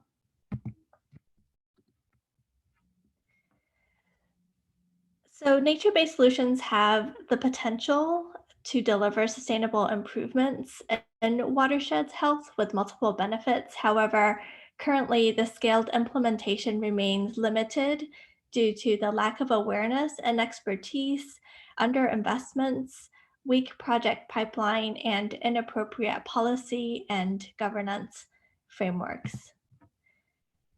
And nature-based solutions is important to various stakeholders, including the private sector, in part because of the multi-benefit nature of this work, which helps companies meet their sustainability goals, which Sonali mentioned around motivations around investing in these nature-based solutions.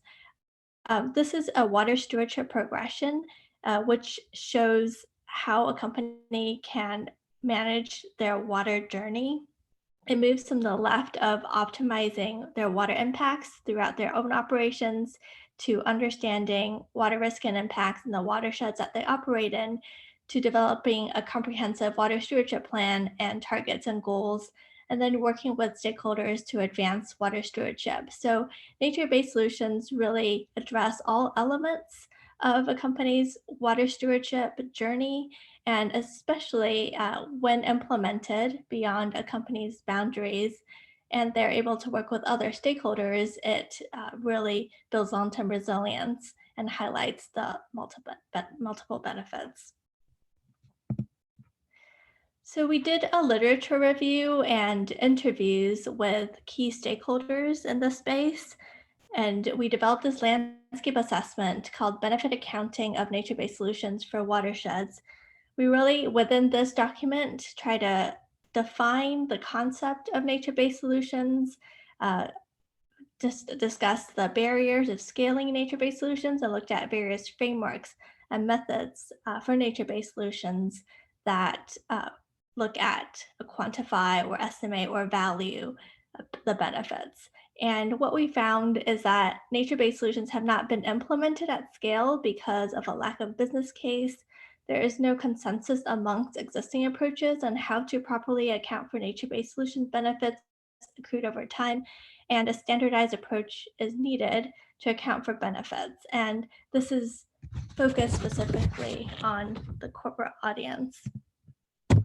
And so we realized that this is needed in this specific space. And so here is a diagram where restored watersheds and ecosystems can lead to increased outcomes and benefits. And if we identify, estimate, and value these benefits and identify the right markets, then it will spur investments and additional investments required for nature-based solutions.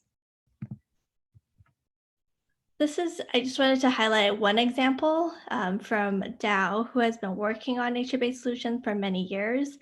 And this is constructed wetlands for their manufacturing site in Texas. And Dow really started nature-based solutions because they realized that investing in nature can help them save money, reduce risks, and build the value for their shareholders, stakeholders, and customers. And it can also help them improve their project design, especially around gray infrastructure. So that provides better benefits or lower costs to their business and ecosystems. And so for their projects around nature-based solutions, they developed a tool called the Ecosystem Services Identification Inventory tool that could help them evaluate benefits across their projects and also monitor and track benefits throughout the lifetime of the project. And they were able to incorporate these multiple benefits through this tool into their business and site decisions and make a case of how they can continue to contribute to resilience. So the project team I wanted to quickly highlight is ourselves, Pacific Institute, the Seal Water Mandate, but also working closely with the Nature Conservancy, Limnotech, and Danone. Our project funders are the Swedish International Development Agency, which is the bulk of our funding, and smaller pots of funds from the Seal Water Mandate companies, including Microsoft, Danone, and Asian Pulp and Paper. Who is not included here is our expert advisory group that is made up of multi-stakeholders from NGOs, academia, and governments and companies, and they really provide expertise and feedback on the method, but also insights on this direction and strategy of the project. This project, I just wanted to highlight that there's a method, a guide, and a user-friendly tool. And the objective here for this project is to develop an account for the stacked water and carbon and biodiversity benefits and identify wider co-benefits of nature-based solutions for watersheds. The outcomes of this project is one, to demonstrate the business case for nature-based solutions, demonstrate the effectiveness of nature-based solutions to deliver multiple benefits to meet sustainable targets. As Sonali mentioned, like carbon goals, water goals, their biodiversity goals, for example. And really to evaluate the potential of various carbon and related markets and how to interface with them, and identify opportunities and trade-offs, and increase decision-making and transparency with a more standardized method. And all of these outcomes contribute to the Sustainable Development Goal, various ones, including water, but others as well. So this is the core or the method flow that moves through the benefit calculation that I wanted to highlight. So for the activities, these are the human actions that improve landscape functions and processes, which result in benefits or trade-offs. For example, restoring native vegetation is an activity, removing invasive species is also an activity. This leads to natural processes. And we've broken down these processes into hydrology, the transport of water, geomorphology, the transfer of soil, chemistry, and biology, and it leads to various benefits. And these benefits are the same ones that Sarah showed, bucketed into water, carbon, biodiversity, and what's not shown is socioeconomic. And these benefits have calculation methods. What this project does fall short in is the estimation, quantification, and valuation of these benefits, which we hope to tackle in the next phases of the work. And I just wanted to show this method flow with an actual example. This is for a forest habitat or reforestation, where growing reforestation binds soil to the roots and preventing erosion, absorbs water. And so these natural processes include the regulation of local hydrology, leading to improved flood protection or improved surface water quality. And then soil trapping and retention leads to carbon sequestration and improved surface and water quality. And then habitat provision increases species diversity. This all leads to, we have a calculation methods for each of these benefits. And I guess the main thing to show, this is a snapshot. The interconnections are very complex. There are benefits that are direct and indirect, and we'll have this method flow developed for all the activities within the nature-based solutions that we think are of interest to our target audience. So I guess in summary, we are adapting a standardized approach to identify and account for multiple benefits specific for a corporate audience and also specific for nature-based solutions. And so this flow looks at flows from activities to natural processes to benefits. And we hope that this standardized approach will continue to improve clarity and transparency for decision makers. And the next step of this work is to pilot test this method flow in different geographies around the world, develop a tool that's easy to use by a user, and explore estimating, quantifying, and valuing benefits as the next step of this work. So thank you very much.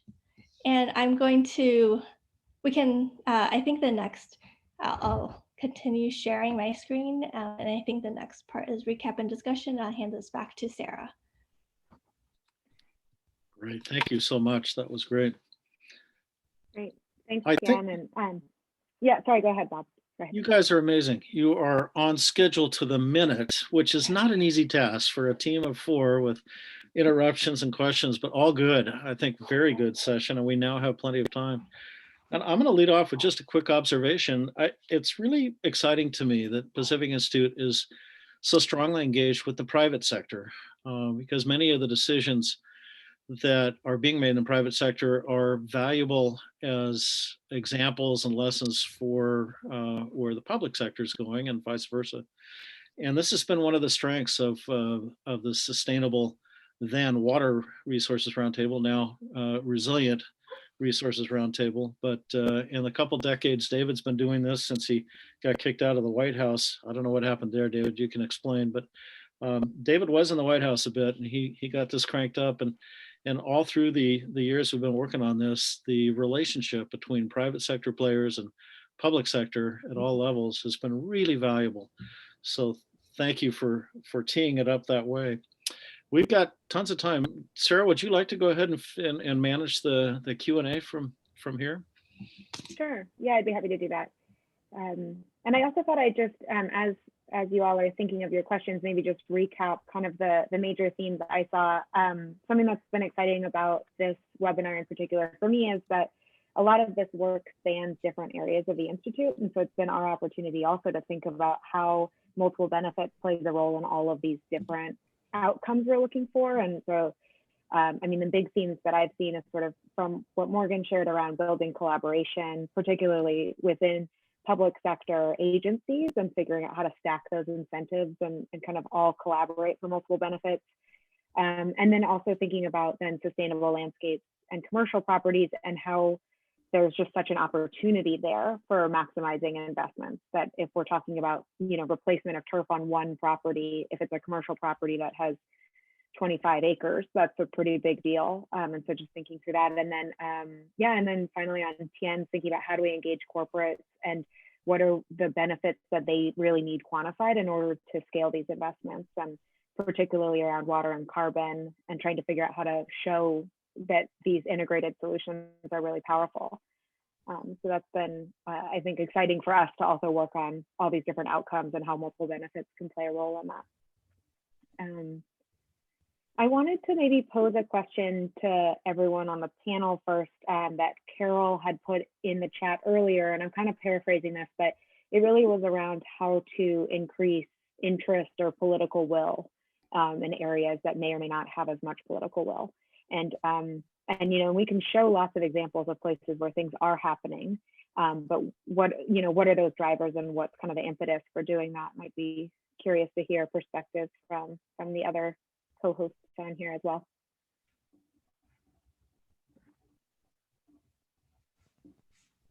Do you want us to just jump in? Yeah, please. Okay, I'll just say, so two thoughts on that. I think that for stacked incentives and things at this smaller city scale, well, it's not necessarily small, but rather than maybe a federal or state level, looking more at it like a local scale, I think that the decision makers in these local institutes, they are very what was I trying to say? I'm trying to say basically the thing I keep going back and hearing from different organizations that have successfully implemented these is that the leaders really have to have that vision of how the different agency or different departmental goals can overlap, and then make a shared space for the department heads and people within the departments to sit down and collaborate and work through an implementation and the challenges they have. So Austin, that's a place where we've seen that there was support from leaders in these different departments to really get together and think through these challenges as a whole team. So I don't know if that exactly says like how you increase that interest, but really having leaders in there who are thinking outside the box and thinking about the intersectionality between the different agency or departmental goals.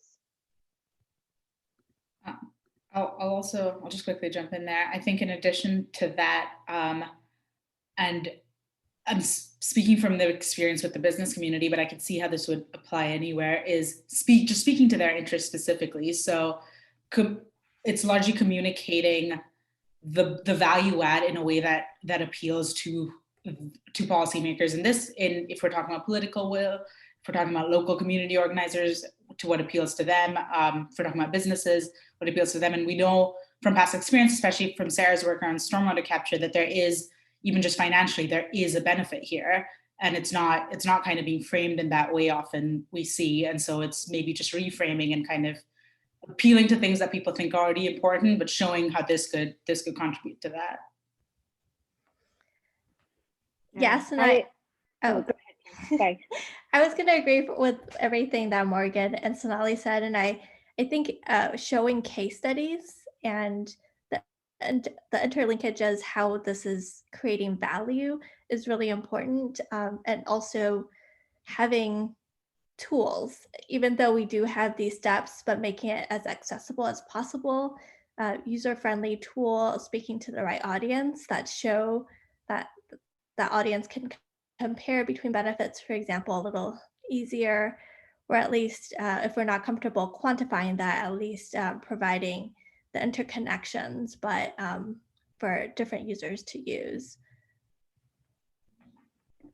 Yeah, as you all were saying that too, the other thing that came to mind is something we've been working on is trying to make the case for what happens if you do nothing. You know, in that we often think of doing these new integrated approaches as like kind of, let's do it when we have time or money or extra expertise, but there is a cost of doing nothing or doing things in the status quo. And so I think that's something that needs to be expressed more in order to build that political will, is that, you know, business as usual is not going to work for us forever. And it already is not working in many places. And so I think that can also help to create a little bit more of that drive. I know as an engineer myself, that engineers are often very risk averse, and trying new things is hard and uncertainty is hard, but it's also about, you know, laying out these options, you know, and being able to compare apples to apples and showing that something that's different is actually a better path forward. I think is a big way to drive these. All right, I see a question in here from John for Tian. Tian mentioned that nature-based solutions sometimes lack a business case. Is this perhaps instead the symptom of a problem with some businesses themselves lacking the social case their charters require? Oh, sorry, what was the last part? A social case their charters require? Mm-hmm. Yeah, is this a problem of the the symptom of a problem with some businesses themselves lacking the social case their charters require? And maybe John, if you want to unmute yourself and clarify, you're more than welcome to do that as well.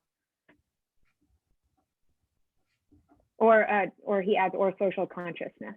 Yeah, I'm trying to say part of it is maybe businesses are focusing on the dollar instead of some businesses, instead of their responsibility to contribute to society.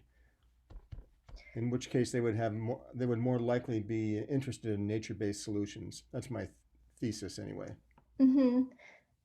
That is a good thesis. I think some of the barriers also include a little bit lack of expertise within their own company, even though they do work with others with expertise. And it does take a longer time for the benefits to accrue and for them to show the case. And so I think some of it has to do with the nature of the solution. But you're right. I think many of the companies think about their contributions as either reducing risk or meeting sustainability goals. And the good thing about nature-based solutions is like there are many benefits across. Social is definitely one of them, but there are a lot of environmental benefits that companies do care about as part of their social responsibility. But I have not seen as many around doing with social goals, I suppose. And I think that could be one reason. Thank you. Jason Morrison's got his hand up on his electronic hand up. Oh. Is it all right if I ask my question verbally instead of typing it out? Ahead. Well, Yep, first, go ahead. just really proud to be associated with this work that the Institute's doing and the top-notch team carrying it out. It's great research, but very practical and applicable, and I think is going to change investments for the better in the years to come. I think we're just beginning. My question is really about what we can say about the way that we think about these investments, particularly green infrastructure versus some of the alternative investments, gray infrastructure, when it comes to the asset that's created through the investment over time. Because a lot of times the ROI gets calculated on these different time intervals, but the interesting part about nature-based solutions is it's an asset that actually appreciates over time, oftentimes, whereas gray infrastructure is oftentimes depreciating over time. And so I'm just wondering, when you're looking at multi-benefit, how do you think about these elongated time horizons and how you think about the value of the investment and what work's been done there? Yeah, that's a great question. I mean, so there's a couple of pieces of that, and I'd be curious also for Tian to jump in on some of the work from the NBS work, because that time component has been a big piece of it. But for the stormwater capture work, kind of at the beginning of all of this, it was really interesting to see how those cost benefits were calculated. And when it comes down to it, it is about creating a better standardized approach that can think in those long time horizons, and thinking about benefits and costs over the lifetime of the project, including those replacement costs, and having that as part of the discussion. Because oftentimes there would be, just the capital cost included and not even the operation and maintenance, let alone replacement over time. And so some of that is just expanding the time horizon that we consider these projects, and realizing that 20 years for a project is no longer that great of a return, that we really want to be able, or excuse me, not great for a lifetime, that we want these longer lifetime projects if we're going to be investing in them. And then I know for the nature-based solutions work as well, that it is a question, I think, also of what return on investment the investor wants, and that can be a challenge, because some of these projects early on aren't accruing all of their benefits right away. So for example, if you are doing reforestation, you don't see all of those carbon benefits right at the first, but the way that we calculate those or attribute those over time really changes the perceived value of them. And I think that's just a challenge that we need to be having thoughtful conversations about. Tian, do you have anything you want to add on that as well? No, that was perfect. I agree. I think we need a longer term view to look at these nature-based solution benefits. Yeah, it's just it's a challenge though that hasn't worked its way into the discourse, because you look at coastal restoration and mangroves, the initial investment is some trees, but over time it's the storm surge protection and the greenhouse gas capture and the biodiversity benefits and the tourism benefits that accrue decades out, whereas a storm wall, it's decades out, it's needing an investment all the same to upgrade. It's just like the way that diverges over decades time is just so significant, but it's not factored into the discourse among any of these investors, it seems like. I think that's an excellent question, and I'd put that on my list, Jason, for things we might think about doing in next steps. This divergence between appreciating over time and building value versus depreciating and eroding value. It's an excellent point you're making, and it goes to soils with some of these strategies. It goes to internalizing a lot of the externalities, like the mow, blow, and go maintenance of lawns that isn't really accounted for very well now, but people showing up in a truck once a week and using two-stroke motors, and the rest has a criteria air emission impact. It has greenhouse gas emission impact, and the rest. Whereas, a landscape that is building soil consistently over time is having a very different result.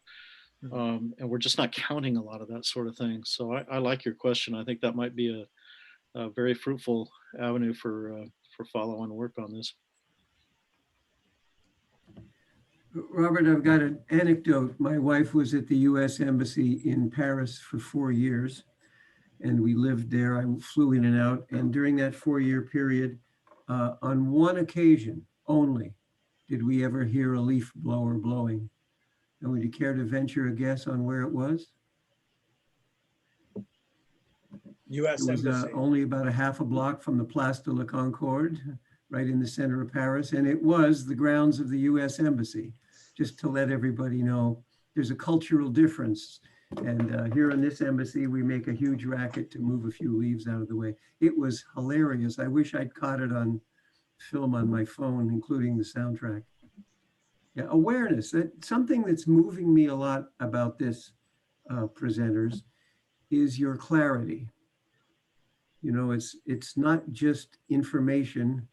It's a clarity of a viewpoint, of taking a step back and looking for the multiple solutions and looking at the systemic way that things interrelate, and being persuasive by stressing the benefits not only in the analysis but in the presentation and the building of partnerships.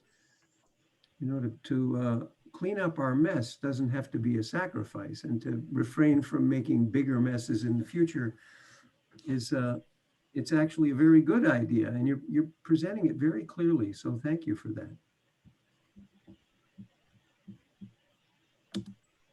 Thanks, David. I see one more question that I might use as kind of a transition into our our next steps and everything. But it looks like a question from Subajoy, and I apologize if I'm butchering the name. But have you looked at any project in the Tijuana River watershed? And the short answer is no, we haven't for this work, although we have done some work on water and conflict, and some of that has involved the US-Mexico border. But I would certainly be open to talking more about it. Something that we're still working on is trying to figure out more applications for this work, because I think the possibilities really are endless in terms of what types of projects should have a multi-benefit approach to them. I think we often think about multiple benefits as, you know, as the add-on once you have your core competencies taken care of. But the reality is that this needs to be kind of our new path forward, that all of our projects need to be considering multiple benefits. And so, yeah, I'd be curious to talk more about, you know, what does that mean for even transnational rivers, and how can a multi-benefit approach help build that collaboration among different entities. And yeah, so that'll be, yeah, I'd love to talk more about it. We have some wonderful participants in this roundtable from a number of different federal agencies, and it's not been easy to do some of this work at different points in time, but many of us are hopeful that it's going to be quite different starting this winter. And so I think following up on some of the ideas here, it would be helpful to put together a list of future potential case studies, the kind of thing that Jan was talking about. We know that in the Forest Service, there's an awful lot of good work with some good people that are interested in some of these topics, and you go on through the agencies. And we've had Department of Defense, some unlikely participants with some great ideas and great insights. So I think both, if I could invite both ideas going directly to David and to Sarah, and building on this collaborative, I'd like very much to see about, as I said, doing another follow on this winter, building on this, and maybe digging in on specific examples, case studies. But at the same time, it may be of interest to the Pacific Institute to pick up some of those and build them out as specific case studies with numbers and examples, and who knows, maybe lead to some policy approaches that would help move all this along in a more formal sense at both state and federal. So Sarah, if you'd be game to kind of, are you the right person to be the kind of where the catchers met from Pacific Institute, and I'm laying it on David because he knows how to do everything. Sure. Yeah, I'd be happy to. And yeah, I'm just putting up also just sort of a link to we have a multi-benefit landing page as well. If you want to learn more about all this work and reach out to us, we would be more than happy to talk more with folks about other case studies, or if you're interested in the work we've done so far, happy to share more. David, it's 5 minutes of, according to my computer's clock. So maybe we should turn it back over to you for any closing thoughts, and to John as our esteemed co-chair. I'd be happy to mention that, first of all, I'm typing and talking at the same time. So I may not do a typo, but I might misspeak. But anyway, I'm sending out to everyone the email address for the roundtable. Many of you have it already. And you can send questions, comments, ideas there. This is not a roundtable I check 3 times a day, so be patient with me. I separate it from my main flow. And the second thing I want to say, that in about 3 weeks, we will have another one of these with the California Department of Water Resources speaking and being the center of it. The name of the workshop is Integrated Watershed-Based Planning and Management for Sustainability and Resilience. And Abdul Khan is the coordinator of that one.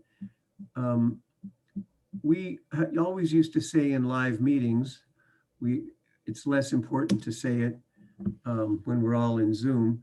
But in the live meetings, we said, you know, you may have thought you came here just to observe, but once you step into the room with the roundtable, you're part of the roundtable. And we invite you to not only represent the formal view of your organization and its agenda, but bring your life experience into the room and be curious and contributory. So this also applies to our new online life, relatively new. And so I will capture all your emails and you'll get notifications of future roundtables. You will get the highlights, the condensed proceedings of this if you don't want to listen or watch the entire video again. And you can always say unsubscribe. We're using MailChimp, but we certainly welcome participation in future workshops, ideas to do workshops. We exist not only to advance sustainability and resilience and good management of resources, we exist to support the individual goals of our participants. And it doesn't have to be participants that fund us, like a government agency or a large association.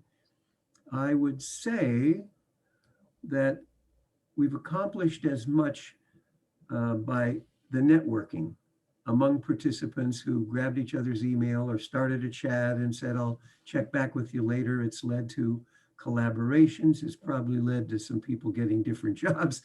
It's this is a sort of a networking exercise in addition to each particular basket of content. So I thank you all very much for being here. I see there's another couple of chat items which we will catch. This one is, okay, great. Jan has given us another link. You're all welcome to copy that chat and save it. I will be saving it in highlights, Q&A, etc. will find its way into the proceedings. We might have a little of it inserted into the discussion. Any final questions or comments before we sign off into our evenings or afternoons or late nights, depending on where we are? John, did you want to get a word in as co-chair? Well, I'll just say, yes, thanks, Bob. I'll just say, I just thought it was a very wonderful panel, and you guys are all exceptionally talented and qualified, and it really gives us a way of thinking about the future and how we ought to, you know, in the ideal world and maybe the real world, look at how things affect all sorts of things, how projects affect all sorts of things. The multiple benefit approach is just right on. So all power to us for that and to you for that. Thank you. Okay.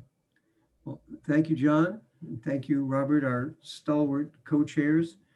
And I think it's at some point we'll get a third co-chair. We've had it in the past where we get an active federal person to be also a co-chair of the roundtable. There are such creatures within the sound of my voice. So, you know, any Fed that says, yes, I'd like to co-chair this effort.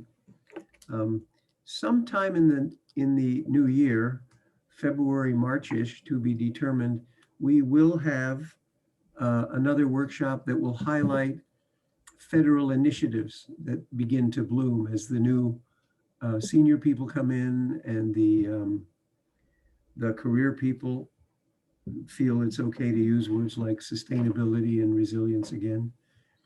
It's a real shame when some of the factual information becomes so politicized. Some parts of this country got used to it. I remember a woe is me gathering of ACWI when there still was an advisory committee on water information, and they were talking about how can we talk about climate change now? This was post-election, pre-inauguration of the current administration. And the people from North Carolina said, we live with this all the time. Don't mope, just don't use the words climate change. Talk about extreme weather events, talk about the problems without putting it in that basket. And people with beach property care about these things. You can keep on. So we all adapt to the conditions in which we find ourselves. Thank you all very much for being here, and you can expect a link to the video once we've tidied it up, and highlights and invitations to future workshops. Thank you very much. Co-chairs, any everyone. last words? Thank Nope. you, David, for Thank you. inviting me. And thanks Okay, to bye, Thank everybody. you. Take care now. Okay. Thanks, everyone. Bye. Thanks, bye.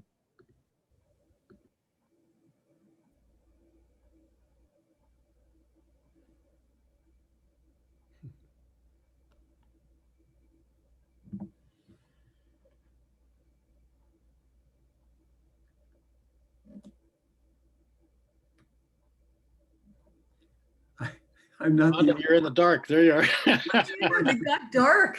this It's person. terrible. Yeah, thanks, guys. That was well done.